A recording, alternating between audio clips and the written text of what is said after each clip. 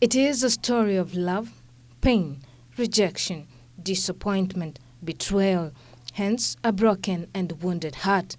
This is Carolyne Ndutis' story, a story of perseverance, forgiveness, kindness, despite all that the husband made her go through.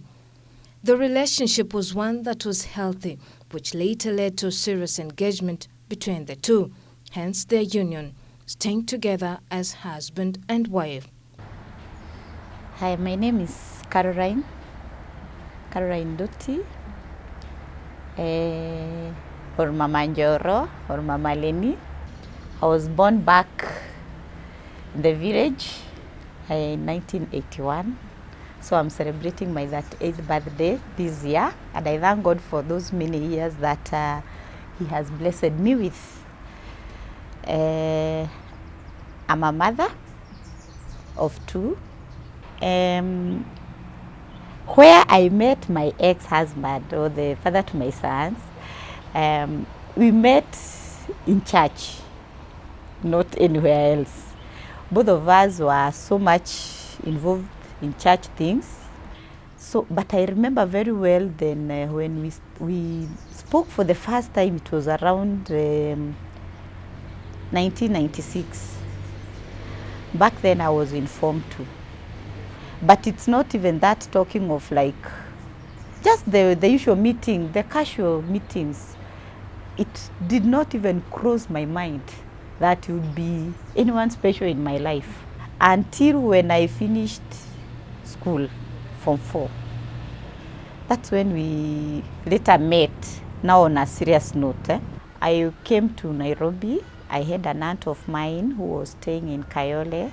So we continued, the friendship grew until in 2002. That's when I went to college. And I remember one time during my first year, he came to visit me there, all the way to Meru from Nairobi. But when I closed school and then I came in August, we had to move in together. I remember he had a cousin, although she's now deceased, the lady passed on, but we were very close with that lady. We were friends, and they were also very close together. So this is the lady who even got us a house where she was living in Banana. We moved in there and we started our marriage life. Just like most of the unions out there, the beginning of their marriage was adorable, something to look up to. A man that was caring, loving and humble. A man that would not allow his partner struggle with a lot of house duties. A man that would even offer to get a house help when the woman was not going to work. That's a man every woman would look up to, even fall in love with more. But I remember when we were going back for our last term, he was like, Caro, I am so worried because you might not come back to me when you go to college, when you graduate. And I told him, no, why should I not do that? I love you and that is enough. So I told him, what do you want me to do? He was like, okay, we need a baby. If you go back pregnant, I know you will, you'll still come back to me. I was like, that's too kidogo too. So there, I remember very well in April, when we were going back in May, I went back, I was already pregnant. You know, when you are going back for the last term, you are free to do whatever you want. So I went back with my baby in me, and he really took good care of me.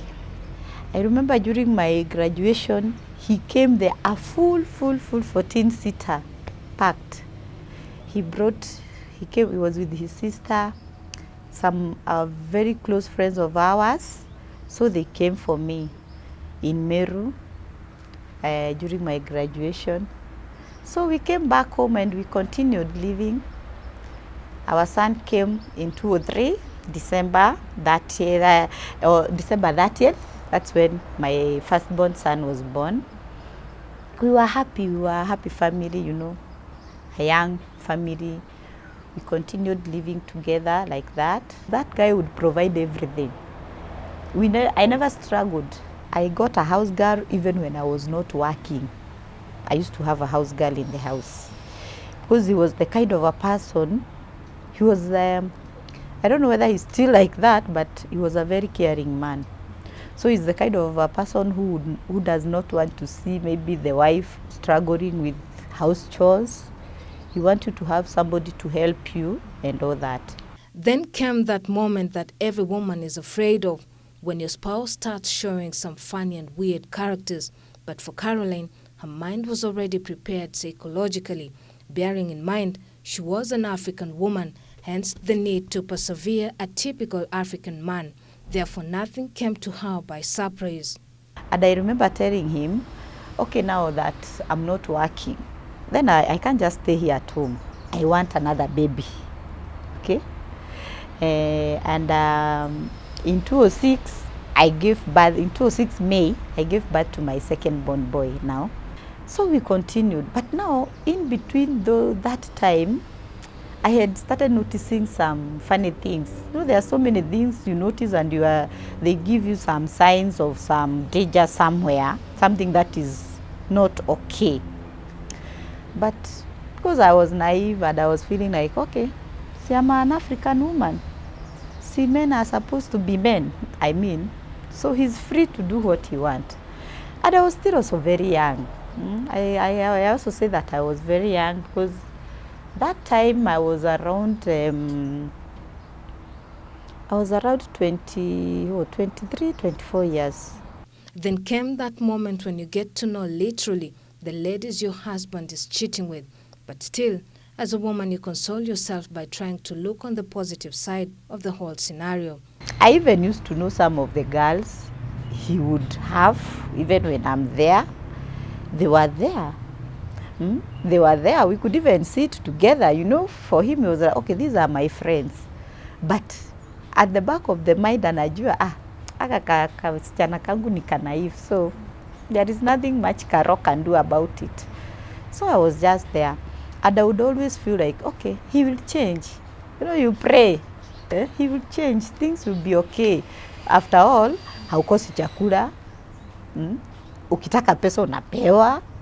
I mean, see, kwani what else do? See, that is what they ask you. Umekosa nini? You know, those kind of questions. Then the worst happened, sharing your husband with your own blood relative, a person that you grew up together with, sharing the same house, same bedroom throughout. What a disaster. So we continued like that until one time my cousin came in. Okay, I don't know whether to call her a cousin or a sister, but I think she's all that. Because as I said, I grew up with my grandparents and my aunts and my uncles around me. So I have this aunt of mine who is like my mom, even to date. My aunt has 2 kids, and now I was there, and now these 2. So we were that big family together. So when she came to Nairobi, when she was leaving Shags, she told my small sister now, my small sister is called Mercy. So she told Mercy, mimi siwezi pata shida huku ushago kukiwa na wanaume wako na pesa Nairobi. And so she came to Nairobi. And fortunately or unfortunately, akakuja kwa my ex. You know, my ex is this kind of a person mwenye akiona mtu anajua anamwelcome. So it started like that. And before we knew it, they were together. Imagine your husband calling you just to inform you that he won't be coming home, for he will be spending the night with a woman you know very well. But for Caro, it was that time again, talking to herself. Mwanamke ni kuvumilia. How will you term a man that has been your confidant, a man that has been your close friend for years, sharing all secrets together, only for him to turn against your back and instead go share with your rival, a woman that you've been calling a younger sister, hence insults? I remember that time he would even come, sometimes he would even miss to come home. And akikuja the following day, ananiambia, tulikuwa na so and so huko Ngara, tulilala huko. No, yani unamwangalia hivi, you are like, do you know who you are telling? No, you're not telling your friends. It's me, your wife. You are telling me that. So ikakuja ikafika mahali he was even very bold kuniambia wako like, Caro, sikuji, I'm with so and so, so we are spending kai. Yeah, those things unaambiwa tu. Na sasa utafanya nini? Si you grew up, uliambiwa mwanamke ni kuvumilia. So you sit there and unavumilia tu because you are a woman, you are supposed to kuvumilia. So nilivumilia. Nikaita my sister, nikaongea na yeye, nikamuuliza. And then I remember telling her, okay, welcome to the family. You know, sometimes when, you know, people will see you out there, they don't know what you are going through. Maybe she was seeing me out there, a very happy girl, because I think I'm a happy person. Mimi, I really get angry, by the way, even now. I'm that happy person. Eh? So maybe she used to see me and she would miss to be me. So I told her, okay, welcome. I never told her any angry word, pana, because I felt like I should not be dealing with her. I should be dealing with, but I just called her as my sister, because I was feeling like, staki make mistake na life yake, you know. That was my aim. So I wanted to talk to her nione like if I can change her mind. But I remember talking to the guy. Namwambia, "Oi, unataka so and so. Please, if you really want another wife, you are free to marry, but don't marry that girl. Don't marry her." Then all the things tunaongea, akitoka tu hivi akienda, after like 1 hour, msichana ananiandikia message. Ananitusi. Sasa hiyo kitu ilianza kunisumbua sana because I never responded to a single message from her. After like 2-3 messages, I remember alikuja, no, after like the first message, the second one, nikakuja nikamuonyesha, I showed my ex, nikamwambia, guy, ona venye so and so ananiambia, akasoma na akadelete na akaniambia unafaa uambiwe hivyo. All this happening and Carolyne did not share with her family or with anyone else, all in the name of perseverance, as she always believed in the phrase, Mwanamke ni kuvumilia. In 2008, it was too much for the innocent, naive Carolyne, and this was the point she made the toughest decision of letting go what she really treasured, a husband. Actually, my aunt alikuja kujua about it when I requested that my small sister, Aje, that was in 2008, I told my aunt, I want my small sister to come to watch over my kids so that nikienda job wako na mtu wa kuangalia, no? That holiday time. And but because I had already started working, unajua sasa wakati wanianza kuchukuana, okay, the girl really wanted me out of the picture. So aliambia the guy ati wewe enda waambie Caro aende ushago. You know, she wanted to see me out of job. Haku anataka nikwe. You know, she used to know that I'm still very powerful in this guy's life. And so long as Caro is around and in his life, maybe she won't go far. Or maybe her objective haitakuwa fulfilled. So the guy akaanza vituko, nataka uende ushago, ukadevelop huko. Na kama huendi so and so will go. Yeah, ananiambia hivyo on the face. Na mimi by then I was like, kwani what do I have to lose? Nikamwambia, let her go and develop. Mi siendi. And I stayed put. So that time when I went and I told my aunt, I want my cousin to come. You know, he was also doing some other very nasty things. My aunt akaniambia, hapana, mtoto wangu hatakuja kwa huyo bwana yako. Sitakubali. That is the only time I opened up. Nikamwambia, auntie, I'm planning to leave. And I'm planning to go nikae peke yangu. I remember nilitafuta nyumba na ikakaa for around 3 weeks kama sijaingia. Nikamwambia auntie, mimi nataka kutoka. Sitaki kukaa huko. My aunt, instead of sending my cousin to come, yeye ndiye alikuja. I remember I looked for a house in because I felt like, okay, that time I was working in Saudi, so Embakasi was near South Sea. Tukakaa that day nikaenda. So my aunt akasema I was not in a position to go with the kids. Kaniambia hautaenda na hawa watoto. Mimi ndiye nitaenda na wao, nikae na wao kwanza. As you settle down first, you cool down first. Ndio ukuwe in a position kuchunga watoto. Mimi nikabeba tu vitu twangu, nikaenda nikaanza maisha yangu huko Embakasi. But it was very tough, you know, very tough, because I remember before I moved out, ilifika place mimi sikuwa nakula. Mimi nilikuwa naona food hivi naanza kufeel nausea, I just start vomiting. Na ni food tu nimeona hivyo. And especially in my house. Talk about the first love, one that pushed Carolyne 1 year later to search for her first love, the father to her children, just to make things right despite all that the man did. It did not stop them, for the husband continued cheating on her. Still, Carolyne, being the good woman, she continued to persevere. Having an affair with Carolyne's relative was not enough for the husband. He graduated to having an affair with a house help. Another disaster for Carolyne. So nikakaa. In 2009, I had to look for him.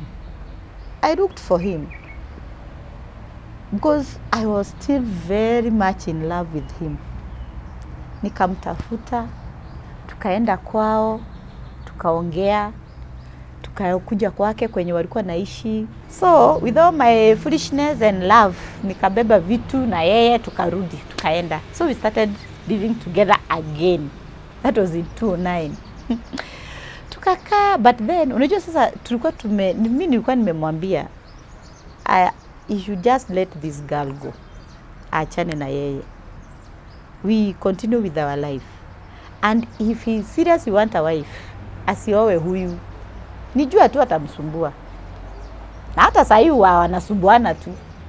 So nilikuwa namwambia asiowe, but unajua sasa at that time hangenisikiza. Alikuwa anaona maybe I'm not serious, but I was very serious. I was ready aoe another wife, lakini asioe nani? That girl. Hiyo time tulikuwa tunaishi 2-1 ka room. Tukadecide kuhama to double rooms. I remember there was this girl nilikuwa nimeajiri huko. Okay, she was older than me. And okay, tulikuwa tumejuana through church and all that. Kube, when I go to work, you know, this guy used to have a lot of free time. So you do whatever he want to do. Mimi nikienda job na yeye anarudi home. So whatever they used to do, hiyo hata sijui. But I remember one time, after kukaa sana tu, huyo msichana I think she started feeling guilty. She felt guilty mpaka kaniambia, Mama Njoro, mimi nataka kwenda. Kamuza kwa nini? Niambia, you know, there are some things zenye zina happen. Okay, sifurahi. Naona they are not good. Kamuza kwani what is happening? Kaniambia, unajua Baba Njoro alikuwa ananiambia nitafute nyumba niende nilete watoto wangu atanisupport. Kamuuliza how? Si you are working, si mtu akifanya kazi anaachwa tu afanye. Ananiambia hapana. Anataka tuanze kuishi pamoja. Nikamwambia wow, You know, that time nilikuwa nimefika ile stage ya I don't care whatever he's doing with his life. It is his life after all. Mimi nikasikiza tu very calmly hapo. Nikamwambia okay. But I remember praying, nikamwambia Mungu, juu mimi sitaki kukosana na watu. Wewe toa tu huyu msichana huku through your own means. And that is what happened. After a few days msichana akasema yeye anataka kwenda. I was like, thank God, umeniondolea huyo. Again, Carolyne separated with the man, but later, in 2011, they decided to give it a try, but it never worked, but later came back together. Now, imagine this, your husband having an extramarital affair, which resulted to a child that you meant to take care of as a loving woman. The affairs did not stop them. Even after taking in the baby from the other affair, Carolyne noticed that the husband was also having an affair with a house help too, this being the second house help. That to 2010 tukaachana. Yeah, akabeba tu vitu zake. After all, the house was mine. So yeah, akabeba tu nguo na yeye akatoka akaenda. They continued living together. But then tukakaa in 2011 tena tukarudiana. tulikuwa separate then, but we could still communicate because tukitokea job na watoto tulikuwa tunapitia hapo, wanaonana na vijana wake, tunaenda home. So tukaanza when I was thinking of moving out, naye pia tukaanza decide, I think we should give it another try. We should give our marriage another chance, tuone kama ita work. I had even told him, this time round, we are not coming together because I love you. It is because of the kids peke yake.